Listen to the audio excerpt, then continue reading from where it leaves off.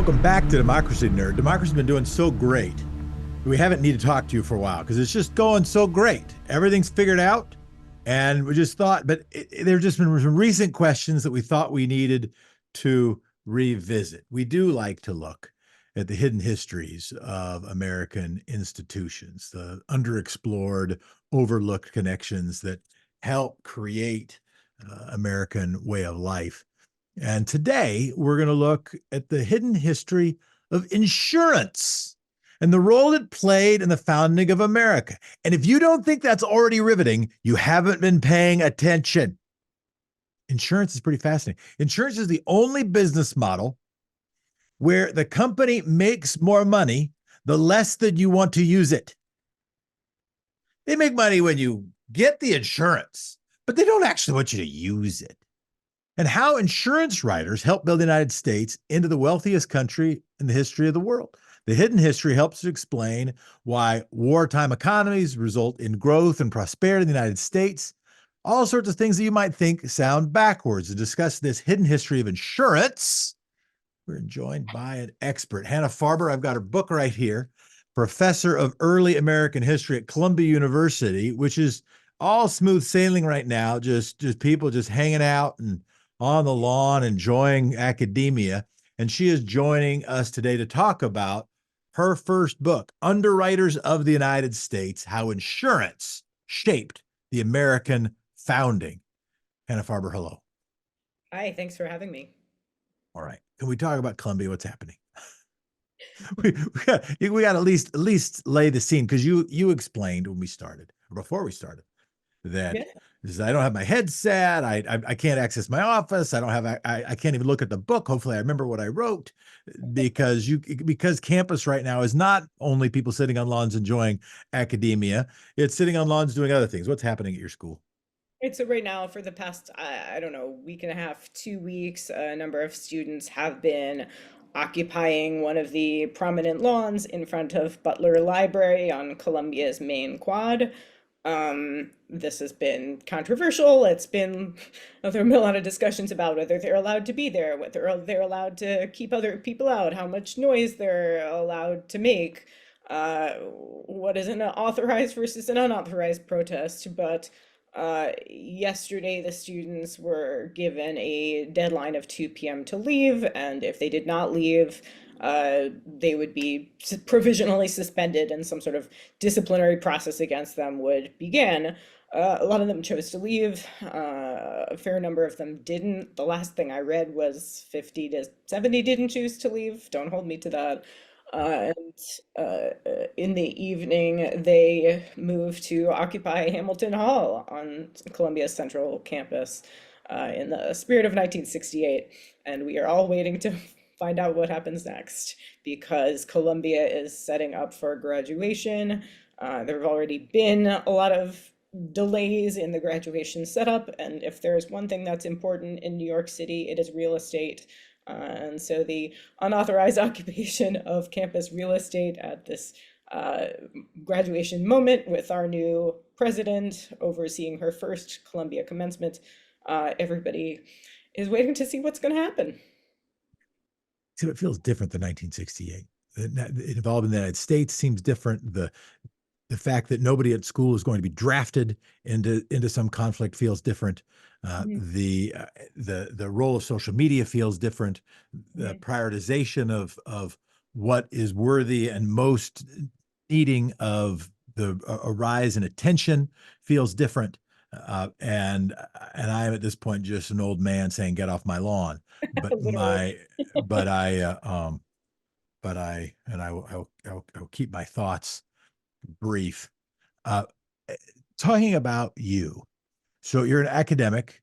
Your pre and early American history and culture is an interest. How did you end up looking into insurance companies? I thought that was as strange as you do. I went to grad school thinking that I was going to study daring, dashing adventures of Americans in their new republic on the high seas. I was very interested in the maritime world, I suppose. I was in my 20s. I was excited about people going to exotic destinations. I also love shopping. I love the way people feel about stuff. And so I loved reading shipping registers and advertisements in colonial newspapers about the stuff that was coming into America. What could you buy in Boston in 1767? And what were Americans selling to be able to afford the stuff from overseas? So one of the things that Well, what happened. could you buy? What could you buy in Boston at the time? And what were you Lots of selling different to kinds of afford the fabric. things? Lots of different kinds of fabric, lots of kinds of booze. Those are the things that you would find most, Calico. That's what right? I learned from Little House on the Prairie. Is calico you'd Oh, you sell. know what? And yes, Little House on the Prairie has some of that preoccupation with fabric. Now that you're saying, I remember that. But it makes up a huge proportion of most people's budgets. It's a literate population, but most people, if they're reading anything, they're reading the Bible, or if they've got an almanac, or they go to the tavern and share a copy of a newspaper with 20 other people. Fabric, certain kinds of manufactured goods that you can't get in the US, like a pocket watch, other sort of metal goods, pots and pans, nice imported manufactured stuff you're going to get from overseas. Um, uh, some weaponry. Um, but I think if you read those shipping rosters, you would be particularly struck by how many different kinds of How much fabric. fabric? No, and you say books. I mean, I'm struck by as someone because I would go, walk by there in school. Is the John Harvard statue? John Harvard gave 400 books, right? Like 300 titles, 400 books, and that was his big bequest. And like I think less than £1,000, like not a bunch of money, just like a bunch of books. But books were really expensive. Some of the Yeah. things we take for granted now, there wasn't fast fashion then. It was very very slow fashion then. So you're looking into you get fascinated about what people are buying, looking at their uh, preoccupation or the attention they're spending on fabric, and then you say insurance. Right. Well, one of the things that you notice when you read the papers of a merchant captain whose job it is to get this stuff from point A to point B, it's maybe 6 or 8 or 9 weeks across the Atlantic Ocean. The captain is a paper pusher. He's a middle manager. He's got to manage all these rowdy guys on his ship, but he's also legally responsible for the goods on his ship, which means he's responsible for a lot of paperwork. And when a voyage goes wrong, one of the things that I noticed was how swiftly insurance became a part of the discussion. Because they had to sort out what had happened, whose fault it was. Did they hit a rock and it was no one's fault? Or did they hit a rock where everyone knew that rock was there and you shouldn't have hit it? Was there a theft that couldn't have been predicted from some rascal on the crew? Or did the captain and one of his confederates conspire to steal the stuff? Or, and this becomes more the subject of the book, were you captured by French or British privateers who were going to point their guns at you and take what they wanted from your ship? So in any case, once there is a calamity of that nature, whether it's political or personal or natural, there is this flurry of paperwork, and a lot of it is addressed to or sort of is on display for an insurer. And so I thought, my God, there's a lot more insurance in the 1770s, 80s, and 90s than I would have possibly expected. I thought it was boring too, but there's so much of it. So what are these boring people all doing? And then I started to look for them, and then I started to count how much money there was in insurance. And then I realized, oh my God, this is one of the first big American businesses. This is one of the first big American financial operations. It's not quite banking, but it's not quite not banking either. So one of the visions of this book that this book puts forward is how insurance then, as it is now, is sort of this shadow cousin to the business of banking, which accumulates these huge pots of money. And those pots of money make insurance a politically influential business, and they also make it a financially consequential business. You know, in other words, what they do with that money becomes very, very important for the new United States.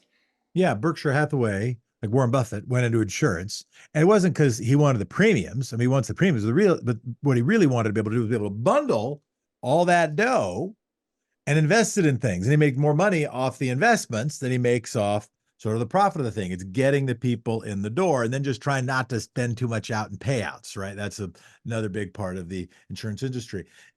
At root, I mean, can't escape the thought that was coming to my mind as you were saying it, which is that going to what was called the New World, it wasn't new to everybody, but was called the New World by Europeans, was a risky venture.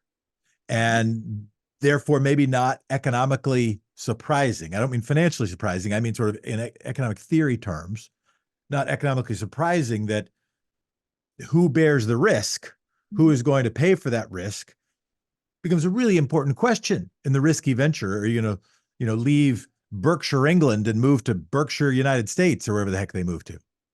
Absolutely. And so the first colonial projects in the Americas, both the Virginia colonies, more famously so, and less famously so, the Massachusetts Bay Colony, they all had backers. They all had people who thought that in some way they were going to get profit out of America, out of some people doing some sort of labor in America, extracting some sort of value out of the natural landscape.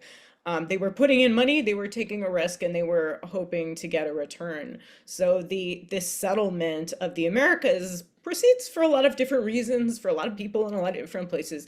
But the hope of return is a pretty widespread hope, and that even trickles down to the lowliest settlers who are just hoping to get enough returns to survive. In it, I think at the outset of the book, you say this could be viewed just as a straightforward business story, right? As I say it, okay, as a risky venture, and people need to do it. What are takeaways? I actually do want to even explore a little bit the ways that it is just sort of a straightforward business story. But what are some of the takeaways beyond that? Where it's like, okay, well, there's risk. Somebody needs to saddle that risk. Somebody needs to take it, and then there's an exchange of money, and then things happen because of that. What are beyond that? What are takeaways? Beyond that, one of the points of this book is that the United States itself is a risk. It's an investment. It's a venture. It is a project that comes together, maybe you want to say during the Revolutionary War, maybe even before the war has entirely broken out, where there are a lot of people who are thinking not only about the principles of representation and taxation, but about what are the possible financial returns to be gained from an independent United States. And so, for example, even before there is any U.S. government debt, there are people lining up in Britain and thinking about how they can buy that debt once it exists. So the United States itself is a risk. And one of the ways that I talk about this book is it's a story about some groups of people who invested in the United States, who took the risk of the United States in a lot of different ways, in a lot of different places, in the hopes of a financial return. And once they are successful, once there is an independent and financially stable United States, it becomes a United States that they're reaping the returns from. And the kinds of corporations that they've formed are very financially interwoven with the United States. They feel that they deserve to take their cut. Another way of telling the story as we go through the revolution is there's a bit of a risk exchange. I'm not sure exactly how I want to phrase this, but before independence or during the war for independence, there are these groups of merchants who are running insurance companies and in various ways sort of backing the revolutionary cause or backing American commerce, and they are shouldering the risk of American independence. Once there is a United States, as soon as possible, they want the United States to sort of be their backer of last resort. And they engage in this, rhetorical maneuvering that we still see corporations doing today, which is that, when they're doing well, these corporations say we're just really astute observers of the market. We provide a valuable service. We work exclusively with our clientele. Leave us alone. We are not, um, uh, we don't owe anything to the government. When things get a little too hot for them, then the rhetoric tends to change, and they say, we are American corporations. We're made up of, rich and patriotic American citizens who are really invested in this, build some more ships for the Navy, take some of this risk on for us. We can't do it alone. And so making or bail us out if we're a bank, or take on the financial risk if you're General Motors, and make sure the anything. American auto industry doesn't go away, et cetera, et cetera. And by the way, I have heard it described. The United States has been described. The United States government has been described as an insurance company backed by a standing army.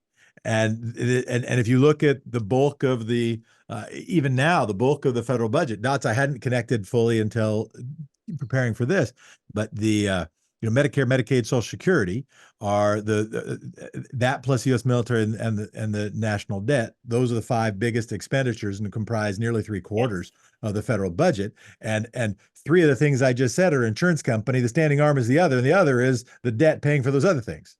Right, and the standing army in itself is it's an investment against the risk of invasion. At Columbia, I teach great books, and one of the books that I teach is Hobbes's Leviathan, and in caricature form, Hobbes is sort of known as being the like kind of he's got the tough, mean, dark version of sovereignty and what it means to have a government, like your government can do anything, compared to John Locke, who's like, you all have rights, the government's for the people. So that's the stereotype. But even Hobbes says, like, look, if a foreign army invades your country and your king runs away, you don't have a king anymore. It's over. Your king is gone. Whatever you owe him everything when he's there. But if he pieces out, like you can start again. It's done.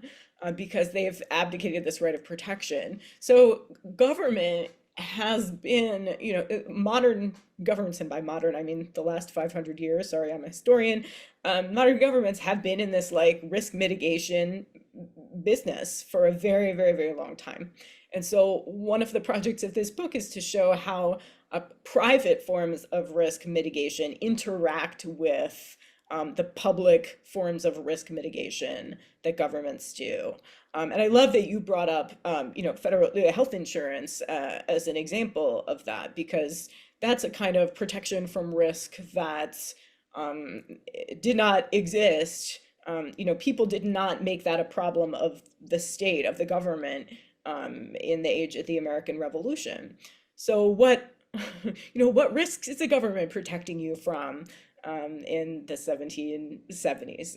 And American merchants are doing their damnedest to put forward their vision that one of the things that the government should do is protect American commerce from dangers that it faces. So insurance companies are in this funny little place, right, where they're run by these merchants. They're sort of collective pools of risk mitigation, but they're also, the people running these insurance pools are saying, wait a minute, we're some of the wealthiest, most patriotic, most invested Americans. We should have, maybe some extra say in what kind of risk mitigation it's involved in. So let's get into that. Let's get into that. And the examples are legion, right? Not only too big to fail, but also anytime there's a tsunami or major flood, right? There's a limit to how much flood insurance is going to cover. Maybe it won't cover anything. The government steps in. So thinking about the government as an insurance company of last resort is not a horrible way to understand the function of a government, or at least this government. Big names. Who are some of the big players, and any tethers, any links with those big insurance players at the time of the founding of the country, the folks that you looked into, and any economic ties to things, either brands or human beings, that people might be aware of now?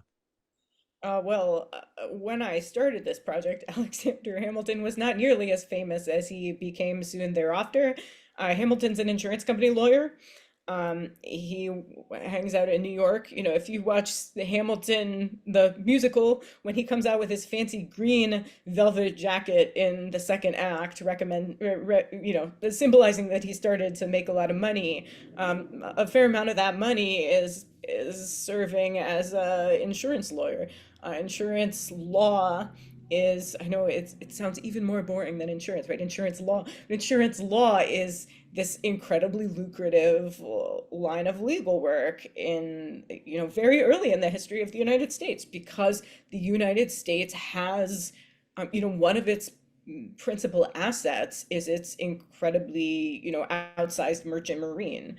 Obviously the United States also has a lot of land, and everybody knows that's going to be a lot of valuable, that's going to be really valuable someday, but you have to, send some poor settler out there to clear the land. You have to ethnic cleanse sovereign native groups off that land if they still think they have a claim. But that's going to take some work that's not done yet. But merchants have cash. And merchants are coordinated, merchants are savvy, and so they can pay for big insurance policies, they can pay big lawsuits. Hamilton's one of the beneficiaries. Hamilton is the protege of Robert Morris, who was, I guess probably not, that he hasn't had his musical yet, but he's the main financier of the American Revolution, and he plays a big part in my book because he came up in Philadelphia in the middle of the 1700s. And that's like the insurance capital of the pre-United States of British colonial North America. And so he has sort of an insurer's logic in his mind when he goes about trying to figure out how the rebelling American colonies are going to afford this war. The when and where. So a lot of this is happening in port cities, and you said something important that it sounds like, from my understanding, and I don't take away everything perfectly, but that a lot of the origin of this was in fact maritime and shipping. That somebody needed to the origin, a lot of these insurance arrangements, insurance lawyers, insurance contracts, insurance companies, insurance capital flows were driven the significant part because somebody had to insure a boat. Right. Somebody had to insure a boat and had to insure the calico and the fabric and the books and whatever else. Right. How much is that? Am I overreading? Am I over interpreting that connection? Or is that sort of an important origin connection? Oh, it's crucial. So if you ask somebody in, 1776, who's a sort of a savvy port city person, they know about three kinds of insurance: marine insurance, fire insurance, and life insurance. Life insurance is very, very minimal in the United States until like the mid 19th century, until you have sort of urban people with white collar jobs. It's sort of tied up, like life insurance is tied up with a certain idea of what a career is for. It barely exists yet. Fire insurance exists. There are some fire insurance companies in London. There are some fire insurance associations in the United States. Where their goal is not profit. It's sort of more like a community pot for affording putting out fires.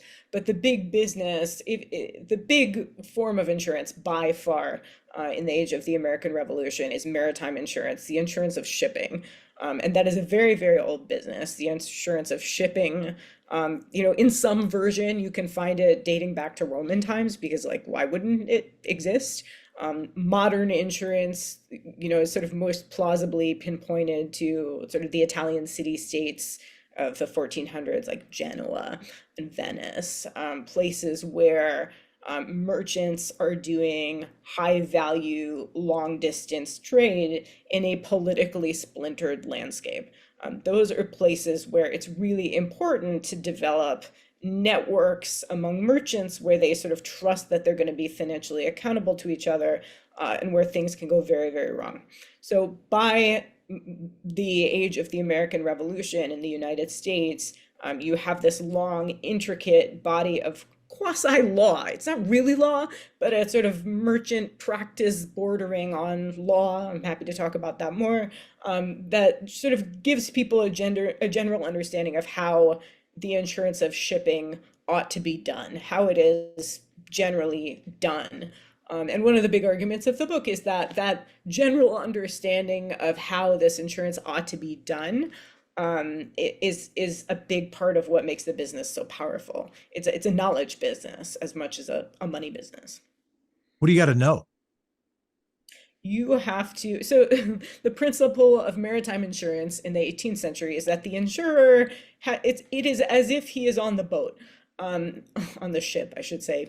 Ship people get mad when you say You call boat, it a boat. saying ship, yeah. And then within Gene Hackman got away with it in Crimson Tide when he said it's the president's navy, but it's my boat. we can't all But I be knew that but to the listener, you know that he's being a little cheeky when he says that because you're not supposed to call it a boat any more than supposed to call a rifle a gun. But anyway, keep going. I think that speaks to even that very loss, that distinctions loss speaks to the loss of this technical knowledge that, most of us don't have today. I mean, if you know boat people, like they have a lot of technical knowledge and they'll share it with you. But most of us do not. Just like we don't know the names of 25 different types of fabric. But the insurance of shipping, I only know calico. I think that's really the only one. And like just keep, madras cotton. I think those are two. coming back to that Wool. one. I've heard of wool. But anyway, go on. Just keep running, like run that one into the Oh, ground. That's I wouldn't. It's already run. It's deeply run. Go so ahead. you have to know how a ship should be run responsibly if you're an insurer, because the burden of proof is sort of on you. If you think that, let's say a captain comes to you or a ship owner comes to you really and says, "There's been a mishap with my voyage. I need a payout." Traditionally in this business, the burden is on the insurer to show if there's some reason that the ship captain, the ship owner, didn't deserve that payout. So the people who come to run insurance companies are people who have decades usually of mercantile experience themselves. Is they're supposed to be like people who are on the vessel themselves. They should know navigation. They should know if it's hurricane season. They should know, you know, there's an anecdote that I put in the book where there's a dispute about whether there was a cat on board the ship, because everybody knows you have to have a cat because the cat is going to prevent rat damage to your perishable cargo. And in this anecdote, there's a lawsuit about damage to perishable cargo, and the ship captain brings the ship's cat to court in a bag and dumps it on the on the judge's desk or something. I forget exactly how it goes, but he's like, here's the cat. It's not my fault. I did do things properly. The other big body of knowledge that an insurer needs to have, besides technical knowledge of seafaring and the physical properties of goods and things like that, is a sort of knowledge of the world of sailing in terms of the humans and the societies and the governments who regulate that sailing. So, for example, if you are bringing your ship into a port and let's say you bribe a port official and you get caught and there's some sort of loss because of that, then your insurance company might or might not have to pay. And it depends on whether everybody knows you're supposed to bribe that port official or not. So you're supposed to know the rules and laws of the places that you're trading with, but you're also supposed to know what people usually do. And the insurers will go with what people usually do, whether it is technically legal or not. So insurers are very attentive to merchant custom. They're very attentive to politics. And so the big twist in their lives, once the American Revolution starts, the French Revolution starts, the Latin American Revolution starts, all of a sudden you have new groups who are asserting themselves to be governments with the right to make new laws and to institute new customs. Is that real or is that not real? We, our assumption would be that if it's the new United States that's imposing some law, yeah, the insurers should follow that. That's the new United States. We didn't know that was going to be the new United States. We didn't know that war was going to work out. There are all kinds of little groups in the age of revolutions who are sort of trying to found their own states, and some of them don't succeed. Then they're just rebels and renegades. So insurance is This is another big point of the book, that insurance cannot just be a business that is under the law, that is within the law, because it is an international business. It's a transnational business. So first of all, whose laws are you going to follow? It's a business that is attentive to customary law and procedure on the high seas. In other words, sometimes everyone bribes the port official and sometimes everyone doesn't. And then you have the additional twist that it's the age of revolution. So you don't know who's a real government and who's not. So whose laws are you going to follow? And that is a position, I argue in this book, that makes insurers extremely powerful, because they are in the information gathering business already. They are news addicts. They know how to read laws. They are used to being in sort of active communication across national boundaries. So they have an immense amount of say in this age of political certainty about what laws or customs they are choosing to follow. So you just brought up the Iron Bank from Game of Thrones, right? That was like literally anybody, any Game of Thrones fan, right? That the big bank was essentially making an insurance bet, was essentially saying, who are we going to back? Are we going to back multiple players? Are we going to pick a winner? How are we going to make sure it's still that we, the Iron Bank, still wins regardless? Well, I didn't mean to cut you off. You hadn't finished your point. You brought up the international realities, international challenges, and how you can't just be an insurance company can't just be, particularly at a time of uncertainty and a time of not being sure who the real government's going to be. You can't just be under the one nation, certainly at that time. And when I asked about any big names, you mentioned Alexander Hamilton, and you mentioned Morse. I don't think you mentioned Ben Franklin, who's I think made the first U.S. Is that true? They made the first U.S. chartered insurance company, the Philadelphia Contribution Ship. It's a group, so that's one of his groups. He's not in it for profit. The contribution ship is intended to help mitigate losses through fire and insuring people against fire. But he's not in charge of this leap into joint stock corporations, companies for profit. And the success rate of projects like the contribution ship is pretty, it's a little uneven, because on the one hand, it's very nice to have a non-capitalist approach without shareholders.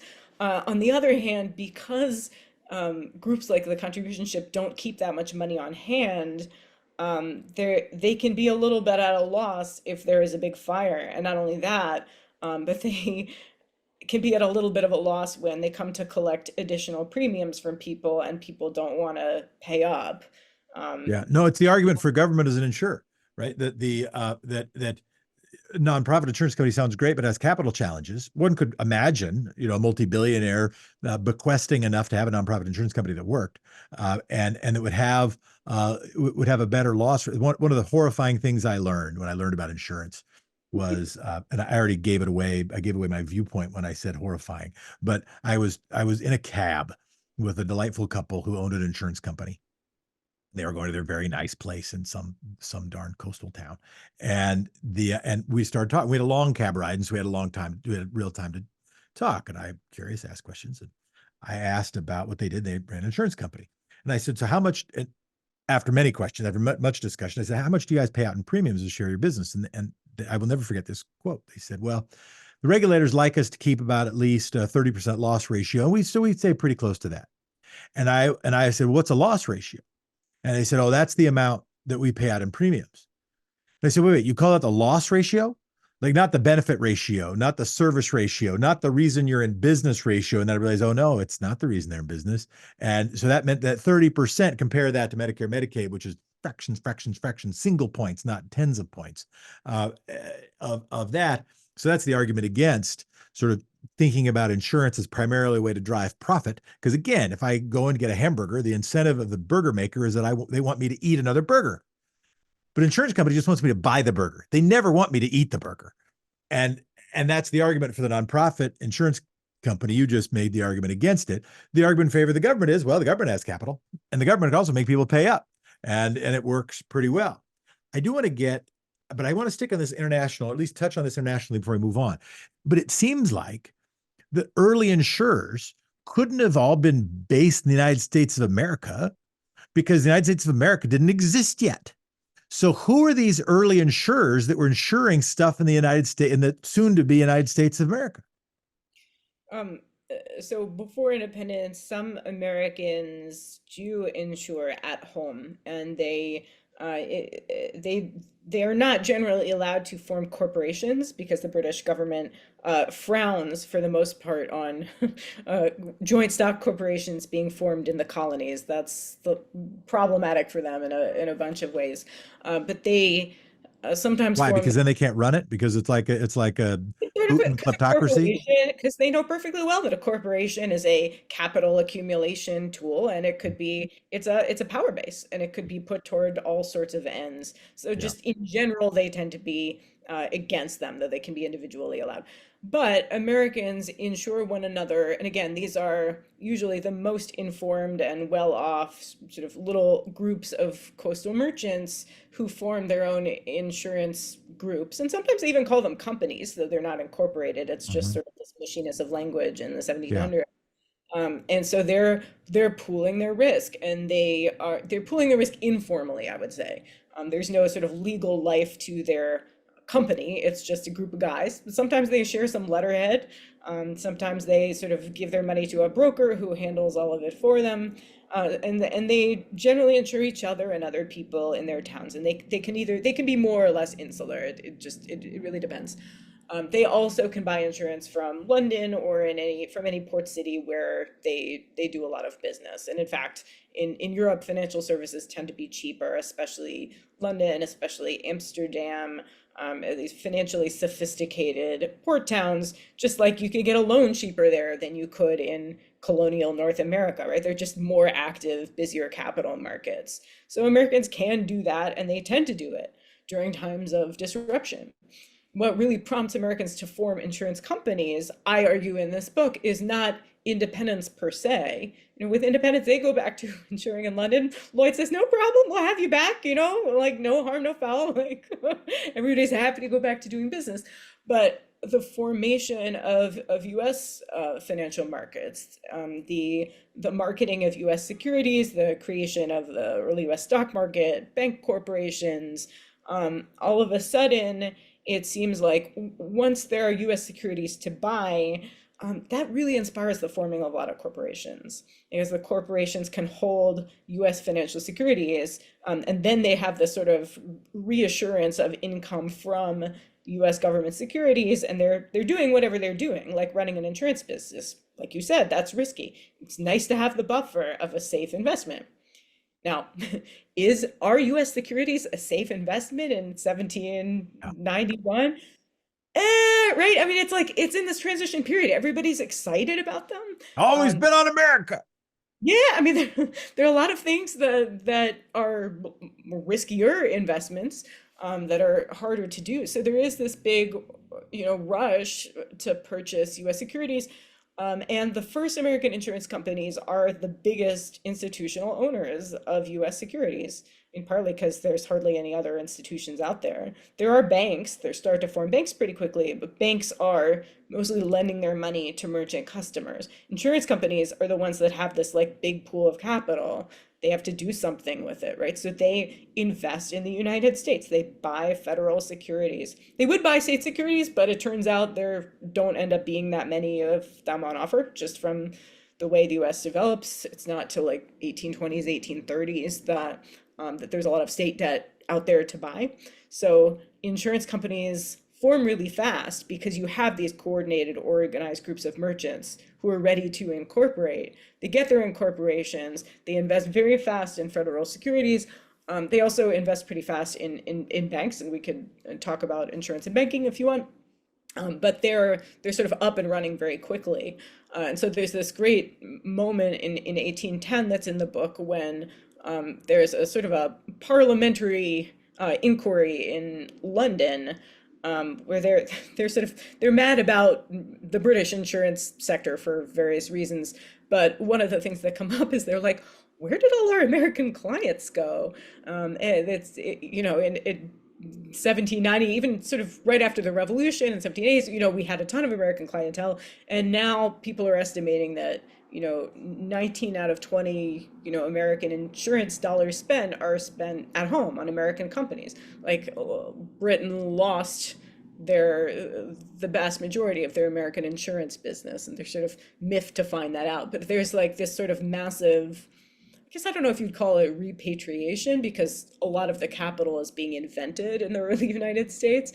But they've invented these companies that are now, it's like they're like planets. They've got their own centers of gravity. They're financial centers in the US now that have bigger, heavier centers of gravity, and they don't need Britain so much. I want to get into some definitional stuff. Underwriting made the title of your book. I want to make sure we have a shared understanding of what we mean by underwriting. Did it have the same meaning then as now? And either way, give us the meaning. Oh yeah, we probably should have done that about 45 minutes ago. Sorry, Yeah. everybody. So underwriting, if I had a insurance policy to show you from this period, you would see that it's very literal. That before there were insurance corporations, the insurance that you got, let's say you're a merchant, you own a ship, you're sending it somewhere, it's a little dangerous, you're going to buy an insurance policy. Your insurance policy has this sort of boilerplate text on it, and then let's say you want $1,000 of insurance. You round that up from different people, or really your insurance broker does it for you. So one guy will underwrite his name. He will write his name under your policy, and he say, yeah, I'm in for $200 worth of insurance. If something goes wrong, I'll pay you back up to 200. Somebody else might write down, yeah, I'm in for $300.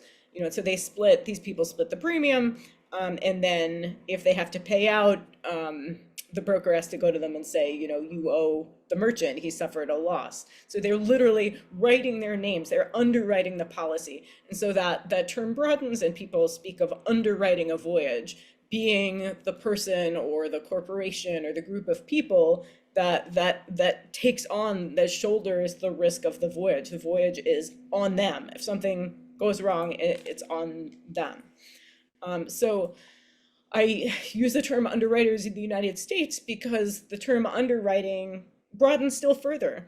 You can see how that happens in language, and people sort of start to use it to say when they're taking on the risk of any kind of venture. So, for example, publishing, like you said, it's a risky, well, it's a risky business now too. Publishing is a risky business in the 1700s. So a lot of times people will subscribe to a book that they want to be published before it's published. And it will be spoken of like they have underwritten the publication of this book, right? They're taking on the risk of its non-sale. During the American Revolution, Robert Morris, the financier of the American Revolution, does what is considered one of the first modern acts of, he makes it happen, that one of the first modern acts of underwriting the sale of government securities. So he's got all this US government debt. He takes it to, I'm pretty sure it's Amsterdam, where there's a lot of insurance in Amsterdam. There's a lot of risk-taking investors.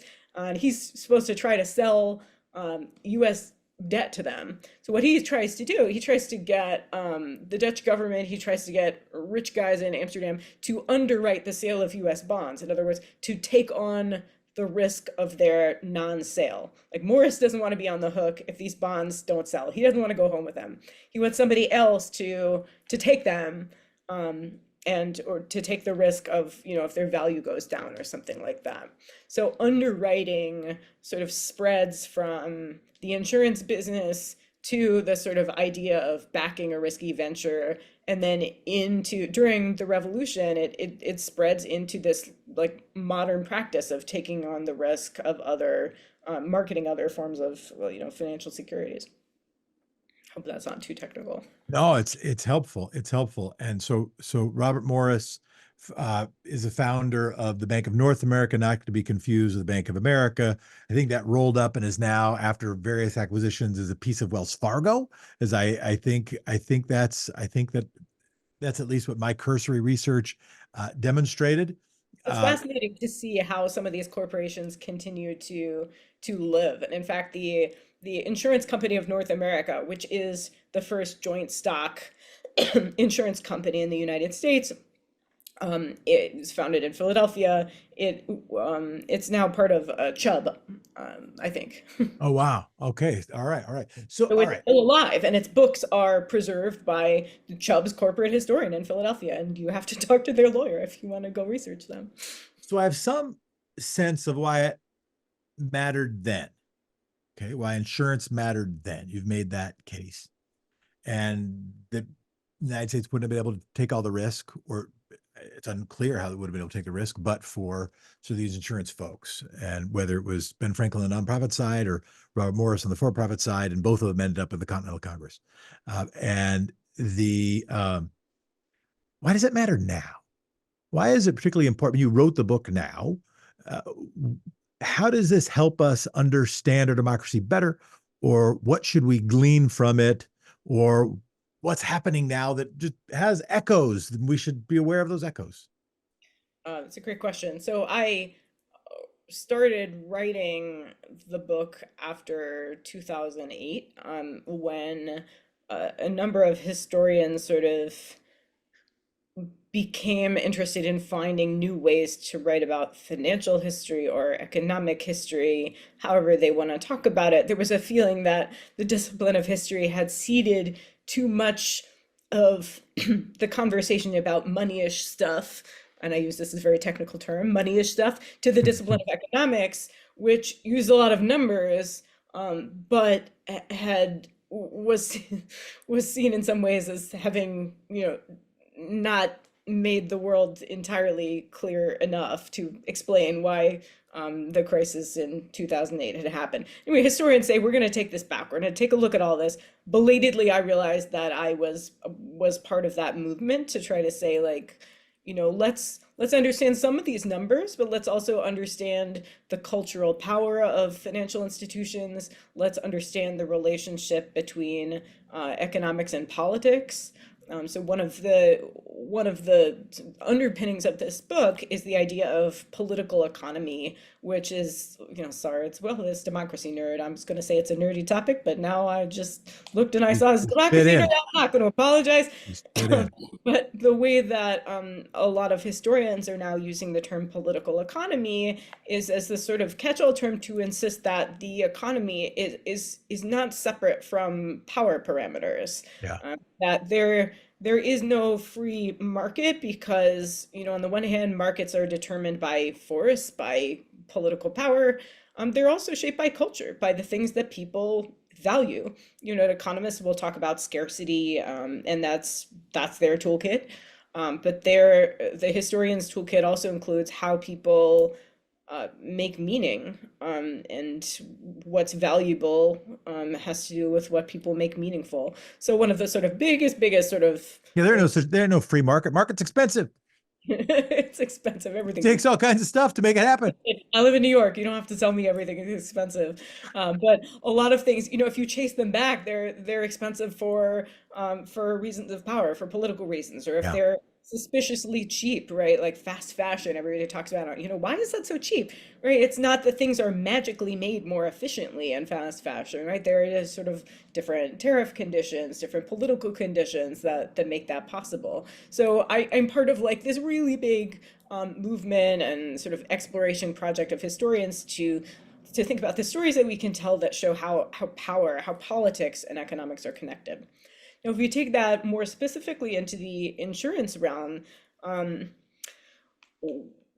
of the things that I wanted to show is how insurance and politics can never really be separated. And we've covered some of that earlier in our conversation, when we're talking about the way that insurers, want to act like they're independent when they're doing well, and they want to, make the public take their downside when they can possibly do so, or make the public pay to reduce their risk when they can possibly do so. So that is a good example in this story about how insurance is always a political business.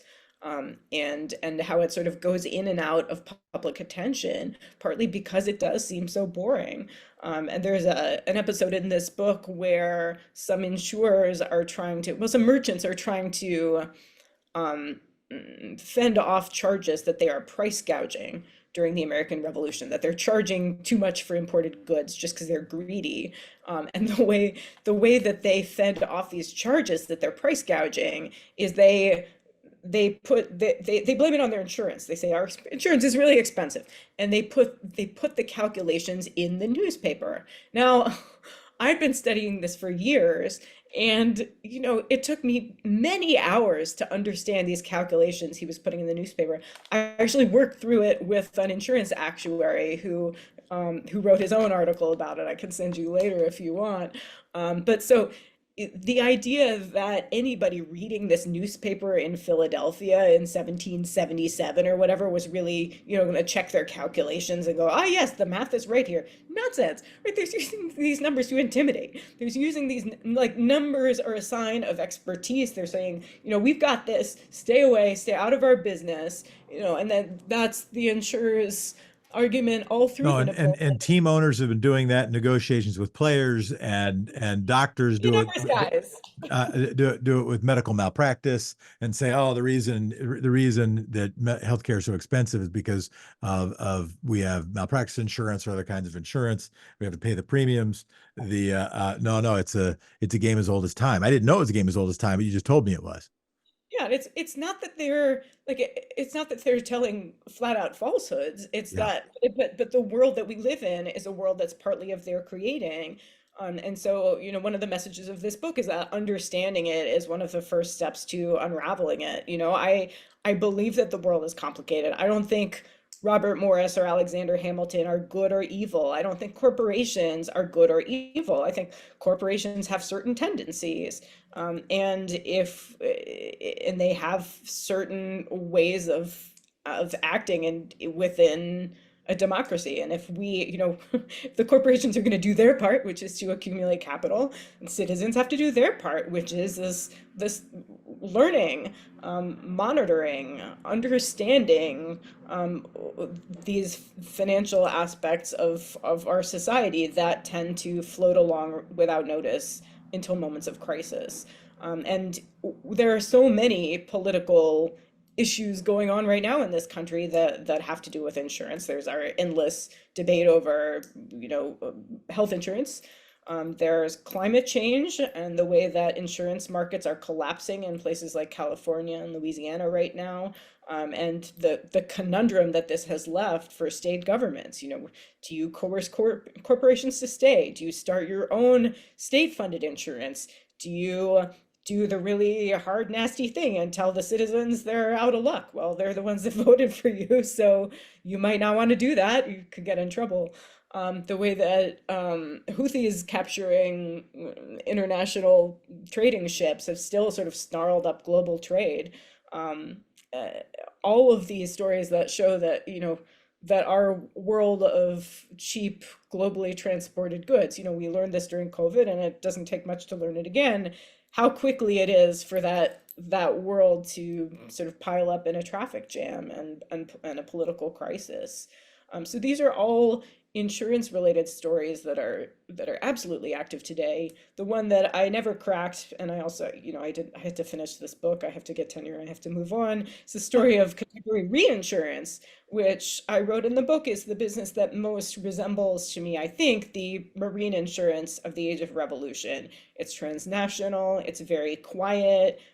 It's about risks rather than, predictable, or it's about what do we say, uncertainties, rather than predictable, regularized risks.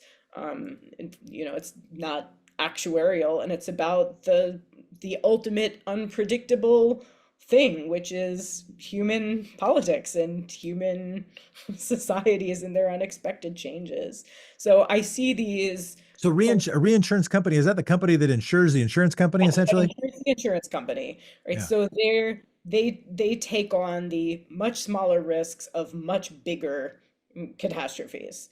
And they do not want you to know anything about how they work.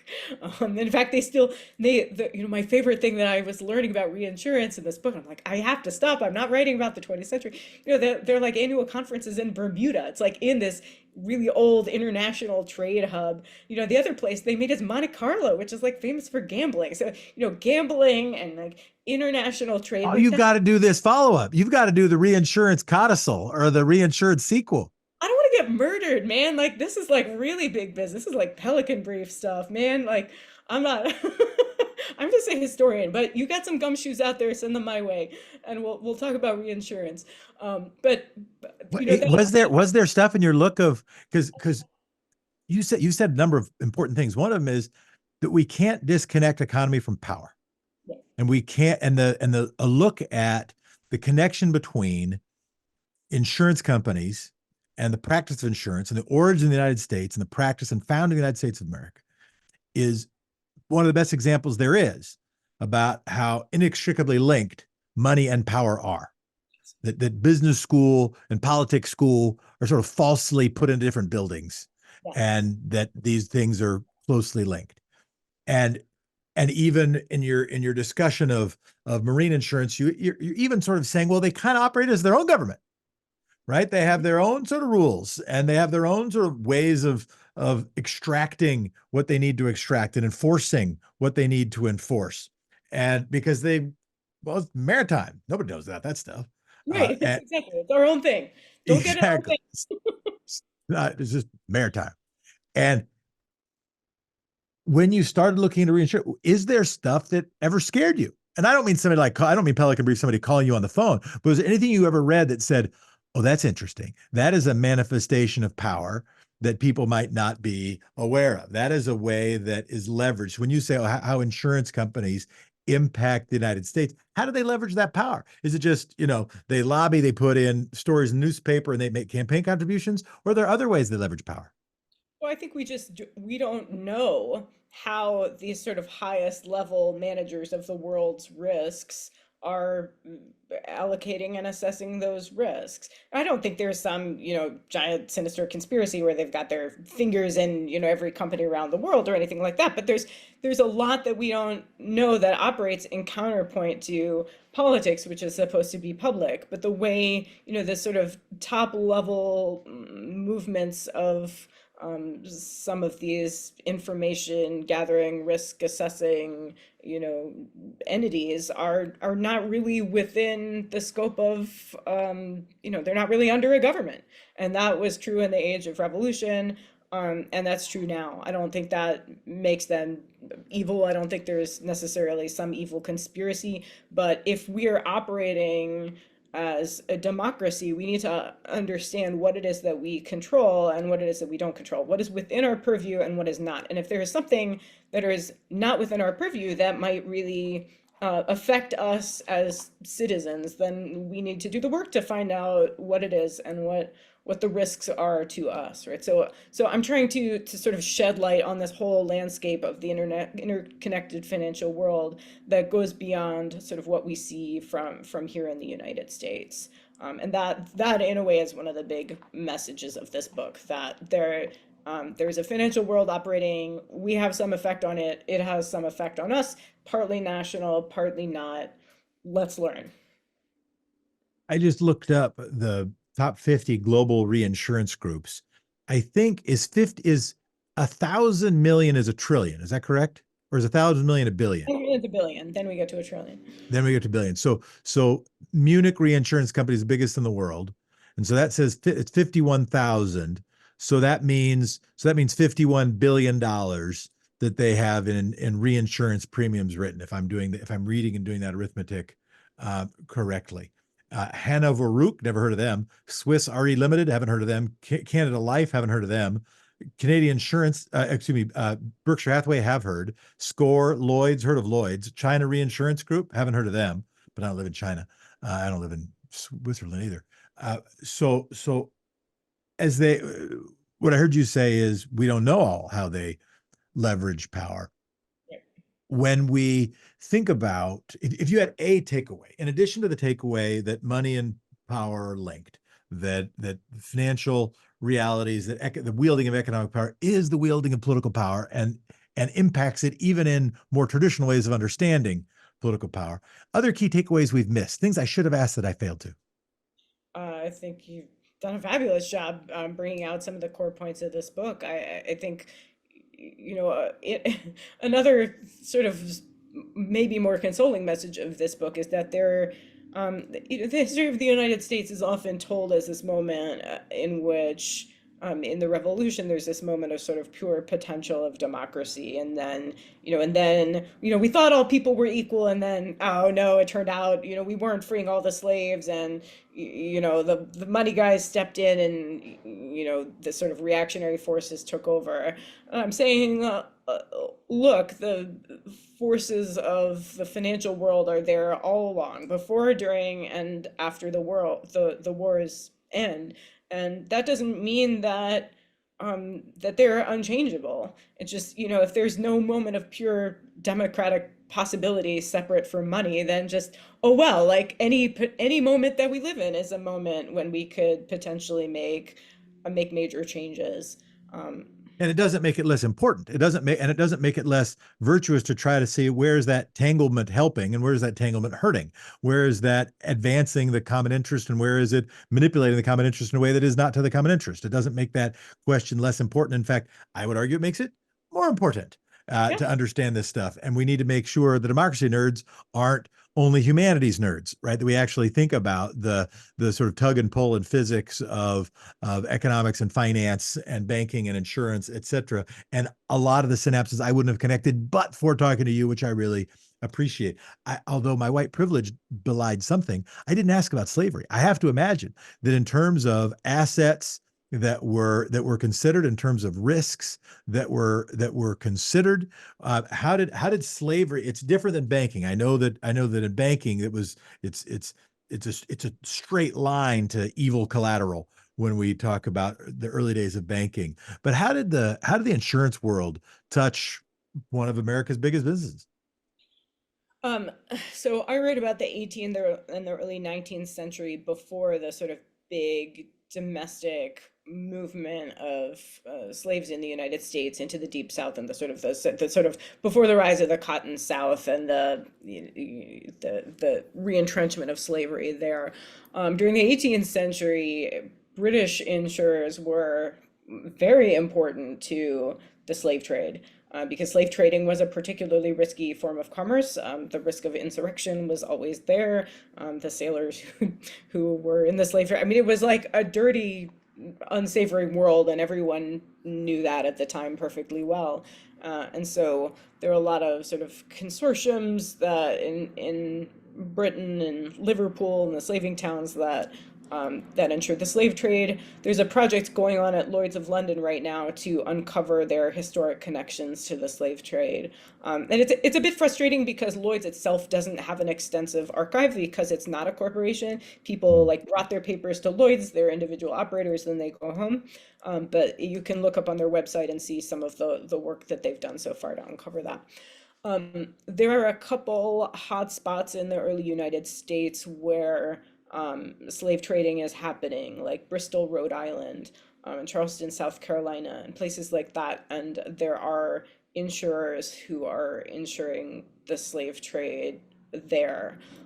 Generally speaking, the slave trade's on the wane into the United States after independence. So it is not a huge part of the national story of U.S. insurance in that way, slave importation. But there's a lot of wink nod loopholes that allow people, sort of even in Boston, which is a hub of abolitionist sentiment very early. It's not hard to find people who are sort of side betting, underwriting the slave trade privately. It tends to take place outside of corporations. It tends to take place quietly. So it's there, but it's not a huge factor in the American insurance sector. So I know you've got a hard stop in a couple of minutes. And so just one last comment on the impact of war and even more profiteering on the growth of the insurance. One other thing I failed to ask about was the impact of not only domestic, but international conflicts on the growth of not only the American, but the global insurance industry. Yeah. Uh, Merchants complain about war loudly and they make profits on war very quietly. And so you have to be very careful when you read the documentary record that you don't just read about the hand wringing. You look at the people who, they're often people who have been involved in war contracting for the government, who come out of wars and who are suddenly politically prominent and wealthy people. And there are insurers number among these esteemed Americans. Insuring during wartime can make you a fortune. It is a form of gambling. I frame this book partly as about the underwriting of the United States, the making of the United States as a whole. One of the ways in which the United States is very lucky is the ways in which the French Revolutionary Wars and then the Napoleonic Wars, so right, French Revolution, then Napoleon, we all saw the new Napoleon movie, right? Like war on the oceans. The United States is not directly involved in this war until 1812. So it's had the insurance sector has a lot of time to profit from this world of uncertainty when Americans have this fabulous merchant marine and they're sort of navigating these gray areas of trade in the midst of global war. Uncertainty and anxiety is a climate where insurers do really well. By the time the War of 1812 is formally declared and the US has to face the British Navy head on, the sector's had a generation to establish itself. And the United States has had decades to financially establish itself. So the United States is not financially devastated by the War of 1812 in the way that its commerce might possibly have been, that its insurance sector might possibly have been. So the United States profits from this climate of global uncertainty, maritime war, revolution, and among those who profited the very most are the maritime insurers. Well, one of the takeaway lines from this conversation for me was complain loudly and profit quietly. Maybe even express gratitude silently. But I don't want to express gratitude to you silently. I want to express it loudly. Thank you very much for joining our conversation. It is Hannah Farber. The book is Underwriters of the United States. She is at Columbia. She can't get in her office, but she did get into your podcast feed. Rate and review, share with a friend, buy her book. Thank you very much for being a democracy nerd and for talking to us about the business of democracy.